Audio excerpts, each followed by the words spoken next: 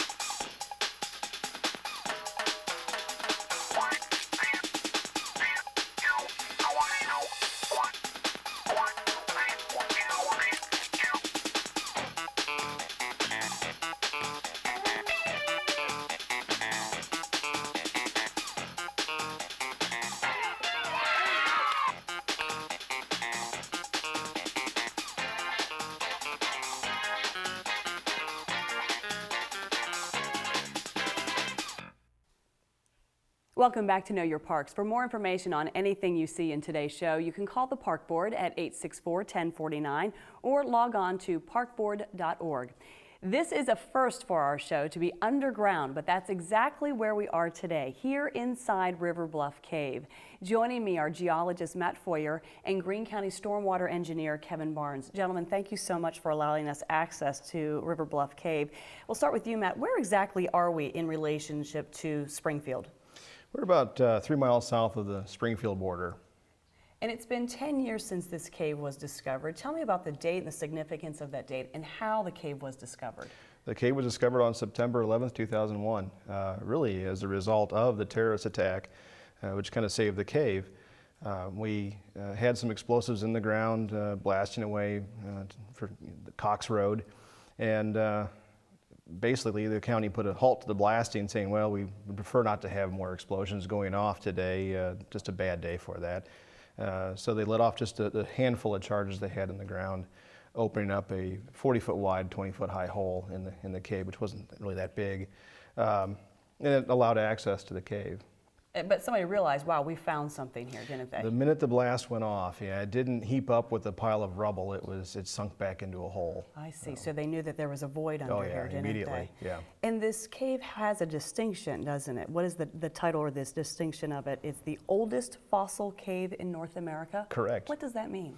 Basically, the fossils that you're standing on right now, there's about 20 or 25 feet of sediment below you, and that sediment ranges from 650,000 years ago to the stuff that you're on right now to 25 feet deep at almost 1.1 million years old. Oh my gosh. And we're still going deeper. So this is the oldest fossil cave. These are the oldest fossils in North America from a cave. And what type of fossils have you found? Everything from mammoth to millipedes. Really? Yeah. Oh, yeah. We even have earthworms preserved in the calcite or the flowstone that we're on here. Any idea how old the earthworms are? 55,000 years old. My goodness gracious. At least, and maybe even older than that. Yeah. So are you constantly doing research and excavation of the cave still? Is that still ongoing? Yeah, the excavation is sort of sporadic. You know, we have to assemble crews, and it's a lot of work to get those crews together. But the research is always ongoing. We always have a lot of projects going on. And I would think that serves an important role for education and research. What are some of the ways you're able to share the great treasures of this cave with the community? Well, over the years, we do a lot of talks to the public. Got one in a few weeks, as a matter of fact. For a while we had fiber optics. Well, we still have fiber optics in the cave, but it was lit and we were doing talks to classes from all around the world basically in real time. We do a lot of interviews like this. We have the museum, the Missouri Institute of Natural Science, which is here on the property as well, and people can come in and see the material that we're bringing out and some of the research that we're doing in that facility.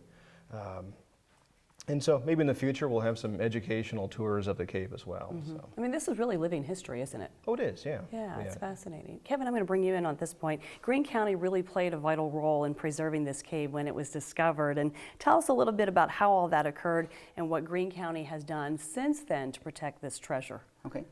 Farm Road 141, or Cox Road, when it was being planned, this whole property was purchased by the county with the intent to use it as right-of-way and then resell the rest. Once they discovered the cave, they knew that they couldn't sell the property. They really wanted to own it. But they also knew that we needed someone to develop that, and that's where the Missouri Institute of Natural Science came in. That's where Matt came in. And the Highway Department sealed off the cave with the instruction of Dr. Thompson, and then eventually opened this walkway in this box culvert. So the Highway Department has helped, all of the county and parks included. And speaking of preservation, I would imagine that this fits in well with what Greene County and the Parks Department are doing in general with properties throughout the area, isn't it? Right. Thankfully, this property is close to the Rex Peak Rider property. It has a Ward Branch Trail on it, close to River Cut. It also just plays into a natural area. It's a great place and worth preserving. It sure is. And from a water aspect, I understand that there were monies used with the development of this property. Can you explain that? Yes, we've always considered parks to be a valuable partner to the county. In 2006, though, we partnered on the park stormwater tax, and we've used those funds to purchase, areas that have drainage problems and recreate open space. And just north of here, a future trail is planned where we've purchased some homes that were flooded. And eventually it will tie to this property all the way up to Chesterfield Family Center. I'm curious, the first time you saw the cave, what was your initial reaction? I saw it the day they blew the roof off. The highway administrator called us and said they discovered a cave. And we were fascinated. Rocks were still falling off the roof of the cave at that time, and it wasn't safe to enter. We brought Dr. Thompson in, a notable professor who always advised us on projects like that. And my first impression that it had value was when he walked in the cave and just looked around and didn't even want to move past the entrance. He knew that we didn't need to be, we needed to map the cave first and preserve it. So his reaction was really what impressed me, that it had a lot of value. And 10 years later, we're still learning more about the area. And Matt, if people are interested in learning more about this cave and what it means to Greene County, what can they do? How can they come see it?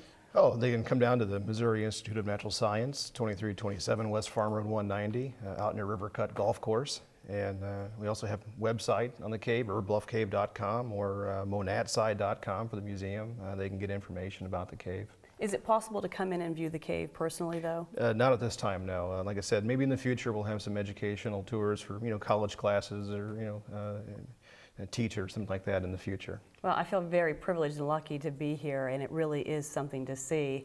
So if people do have an opportunity to come out and take a look at it, it is worth seeing. So thank you so much for your time today. We appreciate it, Matt and Kevin. And as we head to break, let's head over to Dickerson Park Zoo for this month's Zoo Tales segment. We'll be right back.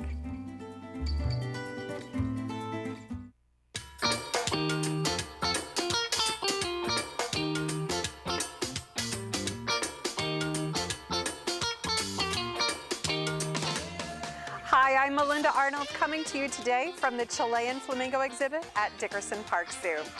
Maybe you know a flamingo's red or pink coloring comes from the dyes in the organisms it strains out of the water. But did you know a flamingo's beak has comb-like plates on the edges for straining those organisms and algae out of the water?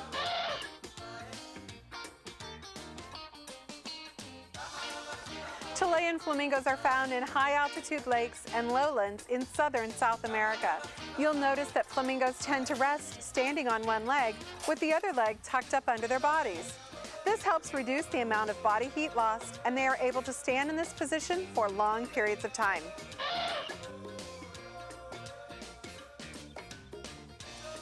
Another interesting characteristic of a flamingo's leg is what appears to be a backwards bending knee. Actually, the joint at the midpoint of their legs is the ankle joint. Their knees are at the tops of their legs, very close to their bodies. And that's your zoo tale for today.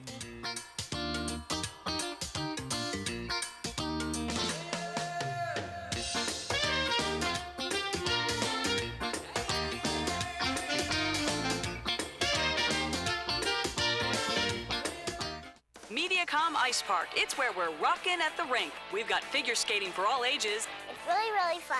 youth ice hockey, It's a blast. and hockey for big boys and girls. I haven't had this much fun in years. Can't skate? Come on, we'll teach you. You can hip hop and skate till you drop. Catch the MSU Ice Bears or sign up for a league of your own. There are meeting rooms galore, party rooms aplenty, and the hottest hockey shop in town. Come on in, we're rocking at the rink. Figure skate and hockey classes for me now. Call 866-7444. Welcome back to Know Your Parks. Heading into fall means lots of great festivals, holiday, and other special events. And one of those includes the yearly Turkey Trot 5K run walk that the Park Board and the Developmental Center of the Ozarks puts on. And joining me today are Park Special Events Administrator Anne-Mary McGrath and with the DCO, Marissa DeClue. Thanks for being with us. It's hard to believe we're talking about Turkey Trot.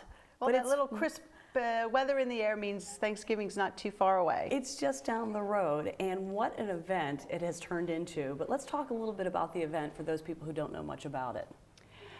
This is probably the largest event that the Parks Department participates in every year. And last year we had over 7,100 participants. Wow. And that includes everyone from infants to 90-year-olds. And it is now officially the largest 5K walk-run race in the state of Missouri on Thanksgiving Day. Is it really? Yes. That's quite an accomplishment. And it's isn't also it? the single largest donation day for Ozarks Food Harvest. We collect food for Ozarks Food Harvest. And that's just one of the things that happens that day. In fact, talk a little bit more about not just the DCO, but how Ozarks Food Harvest benefits as well. All the food that we collected, and I want to say it was over 11,000 pounds last year, stays right in our community. So we're not only giving back to our community through the food, but through the money that we raise from the event. And then does any of the money go to the Park Board as well for scholarships or anything like that? Yes, the Parks Board Scholarship Fund, which is for events and programs for the people in our community, as well as for the Developmental Center of the Ozarks. And I understand, Anne-Mary, my family ran last year, a great family event. In fact, I encourage people to go as a family because it really is a lot of fun. And even though it was a little chilly last year, but you all have really done your homework and made some efforts to improve some things on the race. First of all, let's start with how is the check-in process going to be improved this year? Well, Kelly, it's a great problem to have. Each year, we have increased our attendance by almost 1,000 people. And so this year, we're moving our pre-registration packet pickup. So anyone who's pre-registered for the race, as of November 18th, the day before the race on Wednesday, can come to the Springfield Expo. Okay. Upstairs in the main lobby, off to the West Exhibit Hall, everything will be there. So it's one floor, one big space. They'll get their race information. They will get their chip, their bib, and their shirt. And they can Excellent. also register for the race there too. So it's easy in, easy out. Okay, now let's talk about the start of the race. Some people are there to have fun with their families, and others are really competitive. You've got to make both groups happy. How are you going to accomplish that this year? And again, it was in response to what we've heard from participants, as well as the size of the race. And in order to keep people safe and to keep the enjoyment level at a high quality race, we are going to now have a qualifying race, a wave. So these are people who have run, they have to submit some paperwork. Okay. But if they've competed in a 5K race within the past 18 months, and for women, if they finish that race in 24 minutes or less, and for men, 21 minutes or less, if they submit that with their application, they can be in the qualifying wave. And we're going to limit that to 1,000 people. Very good. They will be corralled separately than the rest of the race, the rest of the flock, as we call them. And they will start the race just in advance of everyone else. If they want to be with their family, they can move back, but they can't bring their family forward with them. So these are just for the true runners. Okay, and then everybody else will be corralled, the rest of the flock, by their pace time. Is that correct? We'll Okay. ask people to, based on if this is the first time you've run a race, your chances are you're not running a 4-minute mile. You're probably more like the 10 or 11. Or If you're 12. with 12. But if you've got your kids, strollers, dogs, the further back. So this way, people are not tripping over each other. Nobody's getting hurt. And you're right. It's a great problem to have, isn't it? It's a great problem It's a to have. fabulous event, and of course, that we've got some deadlines coming up. Quickly tell us about what the deadlines are for the race and registration. Pre-registration deadline is November 18th, which is just a Friday. Okay. And the fees are $25 for adults, $20 for adults, $15 for children. After that, it goes up to $25 and $20 respectively for adults and children. Registration forms are available online at parkboard.org, and they're already coming in, so Excellent. Get ready. registered. Yes, and it's not just a great community event, but it also benefits a great organization in our community, and that is DCO. Tell us a little bit about the importance of Turkey Trot to your organization. This has grown to be one of our largest fundraising events, and so it's very important to us that we have maintained this great relationship with the parks and also with the community, that people continue wanting to support DCO and the Park Board Scholarship Program, as well as Ozarks Food Harvest. The way that we benefit through that, the main reason that we do our fundraising is to help children who need our therapy services. We don't turn people away for that service, so if you can't afford it, we can't bear to let you go through life without having that opportunity. Sure. So that's where that money really goes. And this has been a very successful partnership, and I understand, is it 17 years, is that right? Yes, that's Yeah. right. In the first year, we had less than 200 runners, raised about $500, and to think that it's grown to something this huge is, I think, beyond what people initially thought it would ever do. So we're really excited. Okay, I have to ask, on race day, where are you? By the coffee. I have appointed myself to be part of the hospitality committee, and so I love to pour coffee for people and do quality control to make sure that it's still nice and fresh for everyone. I'll look for you at the coffee. And Mary, I always know that you're by the t-shirts, aren't you? Actually, I'm in pre-registration, so anyone who's pre-registered, absolutely. The Wednesday, we hand out over 5,000 packets. So our goal is to get people in and out in a very timely fashion. Excellent. And Marissa, I might also mention that with the holidays approaching, DCO does another big fundraiser at the Battlefield Mall. Talk to us about that. December 1st through the 24th. So even for the procrastinators on Christmas Eve, you can come out to the mall, JCPenney North Court entrance, and we gift wrap the entire time leading up to Christmas with the help of volunteers. So we're starting that drive as well. There's a lot of husbands in that line, usually on the 24th. Yeah. Yep, and Mary, October and November are also busy months for you. Tell us briefly about the upcoming, we've got the Botanical Center celebration and the annual Fall Fun Fest and Hayride and the Festival of Lights. Yes. October 15th is a one-year celebration of the Botanical Center. It's hard to believe, but we're going to do a one-year anniversary garden party and concert. Saturday, October 15th from noon to 7, we will have 7 bands, some local bands like M-Doc and Queen City Cats, as well as the girl who opened for Judy Collins last year, Amber Norgard, is coming back. And then we have 3 groups coming from our sister city in Mexico. Excellent, excellent. Of course, It's all free. And if you need dates, that you can go online to parkboard.org for more information, and we'll be talking more about those dates as well. Well, get ready to get your trot on and get the turkey feathers out, and it's a great event, and I hope you all have just a wonderful, successful day, and hopefully it'll be a little bit warmer this year than last year, but thank you so much for being with us. Appreciate it. Thanks, Kelly. And if you didn't get all of the details that we just went over, don't worry, all the Park Board events are online at parkboard.org. Stay with us, because after the break, we'll be running through a list of some of the more events that are going to be taking place this fall. So we'll be right back.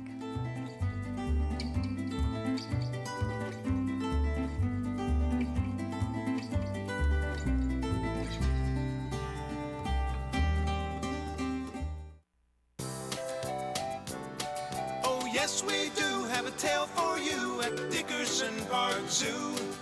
Tales that swing, tales that sway, tales that shake at you. A short tail, a tall tail, a long tail, hey, he's all tail. A fluffy tail, fool's tail, isn't that a cool tale? So much to see and do, hightail it to Dickerson Park Zoo. Kick off this fall season with the great outdoors. Get into nature, become accustomed to the changing weather, and learn outdoor safety with these easy to moderate hikes and walks in many of Springfield Greene County parks, nature, and endangered species areas. Call 833-8647 for more information. Enjoy the lovely gardens and a full day of musical performances by local artists and guest musicians from our sister city in Tlaquepaque, Mexico, along with special tours and presentations marking the first-year celebration of the new Botanical Center. Visit botanicalcenter.org for more information. Get in the mood for the upcoming holiday season with a series of demonstrations on festive entertaining. Peter Longley, horticultural interpreter at the Botanical Center, will demonstrate the creation of appropriate table arrangements, explain china, glassware, and silverware used. And it will all be accompanied with refreshments to really introduce you to throwing the perfect holiday party. Call the Botanical Center at 891-1515 for more information. Corn has never been so irresistible at Rutledge Wilson Farm Park's 10-acre corn maze. Wander through the weaving ears of corn and pick your own pumpkin from their pumpkin patch. Bring out the whole family for this Midwest fall tradition through the end of October. Celebrate the season with a Halloween-themed event at Rutledge Wilson Farm Park with this year's Fall Fun Fest and Hayride. Make holiday arts and crafts, play games, and wear your costume. Win prizes and candy or take a hayride around the farm. You won't want to miss the pumpkin patch and corn maze during your visit. It's all happening at the farm October 22nd. Enjoy hundreds of hand-carved jack-o'-lanterns that line the pathways of Dickerson Park Zoo during the annual Halloween Spooktacular event. Get your Halloween candy from child-friendly characters or visit the annual Festival of Scarecrows, the Enchanted Forest, dinosaurs, and more. Proceeds from this event benefit the zoo's conservation education programs. Ever wondered what the secrets were to carving a great pumpkin? Well, grab a pumpkin and join our expert carving instructor as they share tips and ideas to make a great jack-o'-lantern at the Doling Family Center. This event is sure to have you leaving with a festive addition to your front porch this season. Here's something new. Join us for the inaugural Wild West Haunt Fest and Hang 'em High Hayride Halloween Extravaganza. You'll be able to watch the You've Got Horse Talent contest, and youngsters can take part in the Little Buckaroo barn filled with non-scary activities. For the more adventuresome, the Springfield Little Theater will be hosting a haunted house complete with good fairies who can protect your nervous Nellies from the scary monsters. Don't miss a visit from the actual Headless Horseman as you go through the interactive Hang 'em High Hayride. Every hour, the candy cannon blasts off with a shower of candy for youngsters of all ages.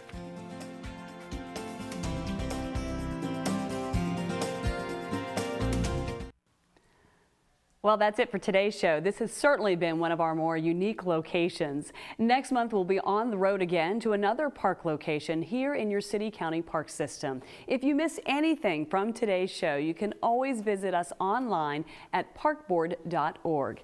Until next month, strap on your running shoes and get warmed up for this year's Turkey Trot. Discover some of the amazing gems in Greene County, like here at Riverbluff Cave, or just get out on one of the more than 100 miles of trail opportunities in the area to enjoy the changing leaves and scenery.